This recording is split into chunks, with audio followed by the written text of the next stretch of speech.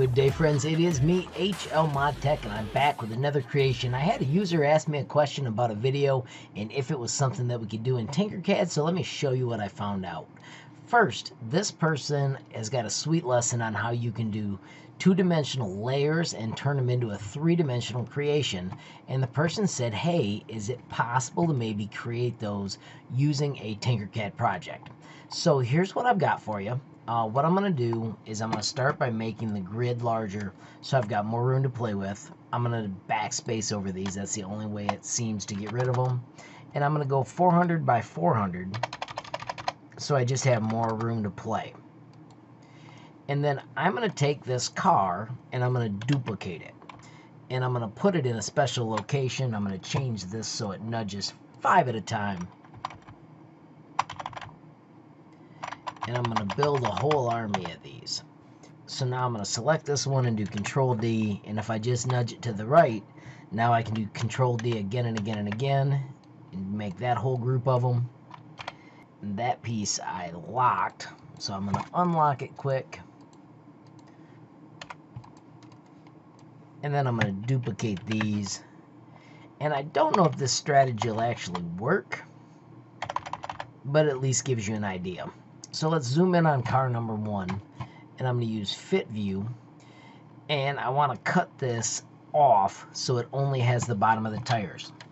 So what I'm going to do is I'm going to bring out a box. I'm going to stretch it across so it only covers that shape. I can shut off that 5mm nudge now. Now I'm going to stretch it out to cover the top, and then I'm going to move it up in the air so I can get that layer by just doing Control up arrow twice, so it's 2mm up in the air. Alright, so with that all selected, I'm going to group it from the top. That way I'm sure I got all the pieces that are touching, because they are not grouped in this little project that I chose. And when that finishes grouping, you will see we have a nice top-down version of the tires. Now here, we need to do Control D, and I'm going to pull this one all the way underneath, and I know that I want to make it 4 high, because remember how big that was? So if I hit 4 and press enter, and then D and press drop, that'll cut me that little section. I'm going to now click on this piece and do Control D to duplicate. I'm going to nudge it over. And let's try something tricky here. I'm going to click this number and I'm going to increase it by 4. So let's see what happens if I go to 8 and then drop and then do Control D again and again. Let's see if it's smart enough to do all those measurements I'll lay across. No, it wasn't. So I'm going to do Control Z back. And I'll just do that manually. So if I do D to drop, that's going to be a good slice. Control D, move that over. And then this one's going to have to go up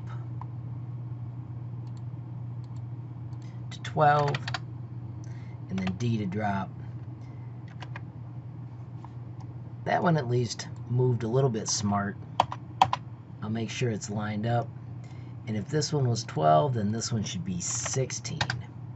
That'll give me that slice. And then Control D. And let's make that one, that should be 18, I think. And then I just need to nudge it into place. So now I've created the little layers. That should group. I'm going to zoom in on this cube so I can see better.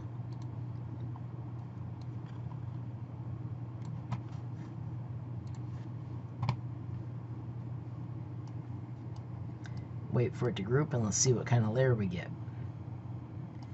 So it is a little bit wider.